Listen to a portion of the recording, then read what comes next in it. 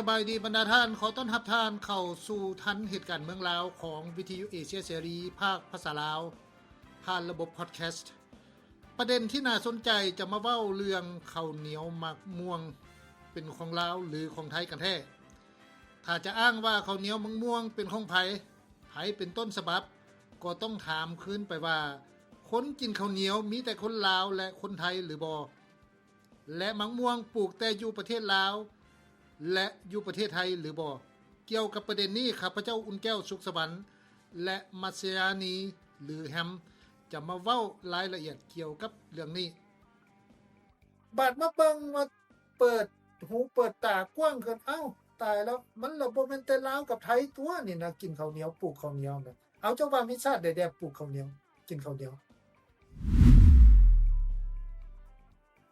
มาเบิ่งบักม่วงนี่นะบักม่วงเป็นอาหารผลไม้ประจำชาติของประเทศใดฮู้บ่ที่ก่อนหน้านี้ก่อนหน้านี้ก็สิคิดว่าเป็นลาวกับไทยแหละเนาะสบายดีไอ้อุ่นแก้วสบายดีแฮมยังจังได๋ไปดีได้ยินข่าวว่า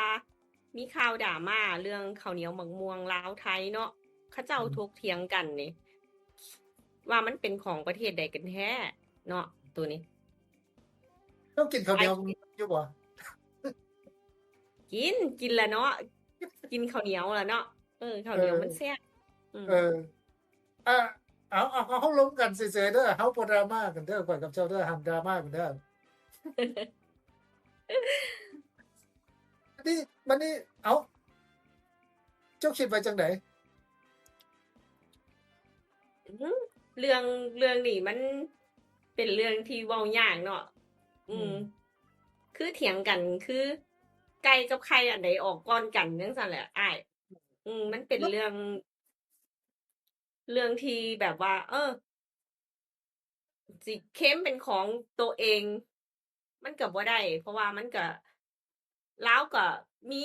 ข้าวเหนียวมีหมักม่วงไทยก็มีข้าวเหนียวมีหมักม่วงคือกันมีวัฒนธรรมมาโดนเนาะแต่ว่าวิถีชีวิตอีหยังสิมันก็ต่างกันออกไปแต่ว่ามันมีเรื่องหมักหมักม่วงข้าวเหนียวหรือข้าวเหนียวหมักม่วงนี่ตอนใดที่ว่ามันเป็นไวรัลหั่นน่ะแฮมมันมีไวรัลหนึ่งที่ว่าไทยนี่เขาเจ้าดังมันมีนักร้องคนหนึ่งเนาะบ่เอ่ยชื่อแล้วกันเนาะไปร้องเวทีระดับโลกเขาเจ้าก็เอาข้าวเหนียวมะม่วงนี่ไปไปโซว่าประเทศไทยนี่โอ้ยมีอาหารอาหารไทยขึ้นชื่อม้าไทยนี่ต้องกินเด้อกลายเป็นไวรัลเลย ดังระระดับนานาชาติเป็นที่จดจำม้าไทยต้องเป็นที่จดจำนักร้องดังเด้เดี๋ยวบักม่วงเนาะนั่นแหละ มันก็เลยเฮ็ดให้อาจจะเฮ็ดให้ฟังลาวแบบเขาเจ้าก็มีข้าวเหนียวคือกันมีมาดนคือกันเด้ก็กลายเป็นว่าอยากเค็มหรือบ่คนลาวก็อยากเค็มคนไทยก็อยากเค็มแต่มันก็บ่สามารถสิเป็นชาติใดของชาติใดได้เนาะเพราะว่ามันก็มีวัฒนธรรมร่วมกันมาโดนน่ะเนาะอันนี้บางคันถามว่าเรื่องชาตินิยมนี่มันบ่จบจักเทื่อเขาเจ้าเห็นว่าจังซั่นบ่แฮม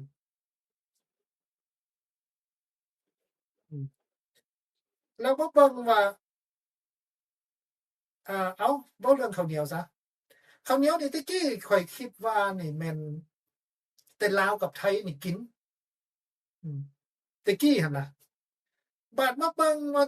เปิดหูเปิดตากว้างขึ้นเอ้าตายแล้วมันละบ่แม่นแต่ลาวกับไทยตัวนี่นะกินข้าวเหนียวปลูกข้าวเหนียวน่ะเอาเจ้าว่ามีชาติใดๆปลูกข้าวเหนียวกินข้าวเหนียวโอ้ทุกมื้อนี้ก็น่าสิมีหลายชาติเนาะมีไทยมีลาวมีจีนนะปลูกแล้วนะมาเบิ่งตัวนี้เอ้ามาเบิ่งตัวนี้อันน่ะอยู่ Google นี่เขาเจ้าบันทึกไว้นี่ว่าลาวไทยจีนเวียดนามปลูกข้าวเหนียวแล้วก็กินข้าวเหนียวบัดนี้ก็มีบางแขวงของบางประเทศนี่ปลูกแล้วก็กินนี่คือกัมพูเชียเนี่ยเมียนมานี่ญี่ปุ่น เกาหลีใต้ไต้หวันฟิลิปปินส์เขาเจ้าก็ปลูกเขาเจ้าก็กิน อันนี้มันบ่ทั่วไปแต่ก็บางภาคประชาชนท้องถิ่นเขาเจ้าก็ปลูกก็กินได้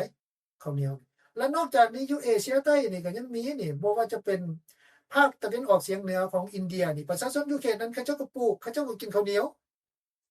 ประเทศเนปาลประเทศบังกลาเทศจังซี่แล้วไปภูฏานจังซี่เขาเจ้าก็ปลูกเขาเจ้าก็กินได้ข้าวเหนียวเนี่ยอ้าวตายแล้วบ่เบิ่งบัดนี้จังค่อยฮู้ว่ามันละบ่แม่นแต่คนลาวกับคนไทยตัวให้กินข้าวเหนียวปลูกข้าวเหนียวอะนะว่าเบิ่งกันน่ะอันนั้นเพราะ มันก็มีหลายประเทศเนาะ เอาบักม่วงบ่นี่น่ะเจ้าคือว่ามีประเทศใดเด้ โอ้ย ที่จำได้ก็น่าจะมีไทย มีลาว มีเวียดนาม จีนก็น่าสิปลูกแล้วเนาะอิหยังสิเนาะ มาเบิ่งบักม่วงนี่น่ะบักม่วงเป็นอาหารผลไม้ประจำชาติของประเทศใดฮู้บ่ที่ก่อนหน้านี้เจ้าฮู้บ่มีไทยกับลาวบ่ ก่อนหน้านี้ก็สิคิดว่าเป็นลาวกับไทยอะเนาะ มาเบิ่งตัวนี้บรรดาท่านบักไม้ประจำชาติที่เขาเจ้าถือเอาบักม่วงเป็นบักไม้ประจำชาติของเขาเจ้านั่นมีอินเดีย ฟิลิปปินส์แล้วก็ปากีสถานได้ไทยกับลาวบ่มีเลย แต่มันในที่เขาเจ้าก็เว้าอยู่ว่ามันมี80-90ประเทศพวกใดมีบักม่วงนี่น่ะบักม่วงนี่มันบ่จำเป็นปลูกเองนะแม่นบ่ล่ะมันขึ้นเองตามธรรมชาติของมันกะทิมะพร้าวนี่แฮมเจ้าคิดว่า ก็สิเป็นไทยอะเนาะ ไทยแล้วก็ตามที่ฮู้ก็เป็นอินโดเจ้า มีอันดับ1นี่มันอินโด เรื่องกะทิมะพร้าวอันดับ2ฟิลิปปินส์อันดับ3แม่นอินเดียอันดับ4ไทยหลักๆได้แต่บ่หมายความว่า4ประเทศนี้เด้อมันยังมีหลายๆประเทศที่ปลูกแล้วเฮ็ดกะทิมะพร้าวน่ะมันปีกย่อยมันยังมีอีกในก็บ่ว่าซะลาวก็มีคืออยู่อเมริกานี่เฮาก็เห็นอยู่กะทิมะพร้าวนำเข้ามันก็บ่ใช่เฉพาะมาแต่ไทยหั่นนะเห็นบ่มันก็มาแต่หลายๆประเทศบัดนี้เจ้าคิดว่ามันสิอันนั้นบ่ล่ะมันสิจบบ่กันน่ะว่าโอ้ยเจ้ามาอ้างว่าเป็นเจ้าของไงอันนี้เป็นของใครอันนี้บ่แม่นของเจ้าจังซี่นะมันสิจบบ่ล่ะ มันบ่จบ เรื่องนี้มันบ่จบดอก เพราะว่ามันต่างคนกับต่างไทยลาวนี่มันมีวัฒนธรรมร่วมกันมาโดนแล้ว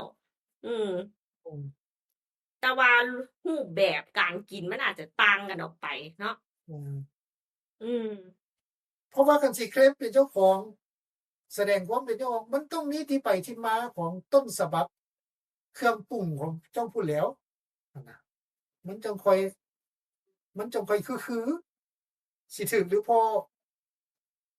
มันก็เป็นอีกเรื่องหนึงหั่นนะสรุปง่ายๆก็คือว่าสำหรับผู้ที่ออกมาเว้าอะนะว่าเป็นข้าวเหนียวเป็นของลาวหรือว่าบักม่วงข้าวเหนียวบักม่วงเป็นลาวก็ว่าเป็นของลาวคนลาวบางคนคนไทยบางคนก็ว่าเป็นของไทยนั่นน่ะมันสิอยู่ที่บนหั้นบ่หั่นนะเพราะว่าต่างคนต่างอ้างเด้มันก็สิเป็นประมาณนี้แหละสรุปง่ายๆก็คือว่าข้าวเหนียวมันก็มีบักหลายๆประเทศเขาก็กินแต่กี้เฮาก็เข้าใจว่าแต่แม่นลาวกับไทยกินแม่นบ่ล่ะบักม่วงเฮาก็คิดว่าคือสิมีแต่อยู่ลาวกับไทยนั่นล่ะมันอยู่8-90ประเทศพุ่นเขาก็มีบักม่วงกะทิมะพร้าวก็คือกันน่ะนะก็บ่ต่างกันซั้นเท่าไป